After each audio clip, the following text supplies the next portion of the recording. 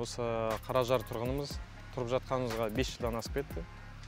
Енді ең осы жаңалық соңында болып жатқан бізге осы мектеп салынып жатқан. Мектеп өте қажет. Мектеп орын жетіспей жатыр бізде. Ескі мектепте бізде 3 смена оқиды балалар деген. Азанда ерте кету керек, түнгі қараңғыға дейін оқиды балалар, кішкентай балаларға дейін. Сол себептен осы жерге мектеп салуға өте қуаныштымыз. Балаларымыз осында баратын болды. Ауыл үлкейіп жатыр. Жыл сайын адамдар көшіп жатыр мында, көп балалы адамдар бар. Сол енді мектеп мәселесі өте қиын еді біздің жақта.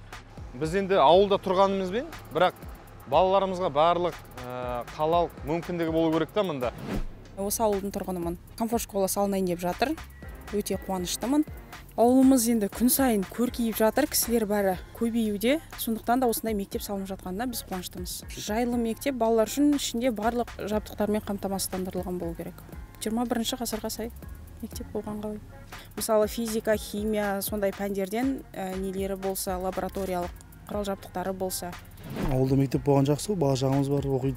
Бәрі осы жерде. Үлкен мектеп болған жақсы. 4 бала шағам бар өзім. Осы биыл барады. 1-ші классқа. Негізі ауылда болған жақсы, бірақ мектеп ашылса ауылда оқиды ғой бәрі. Үлкен мектеп, тем более комфорт мектеп болады деп отыр.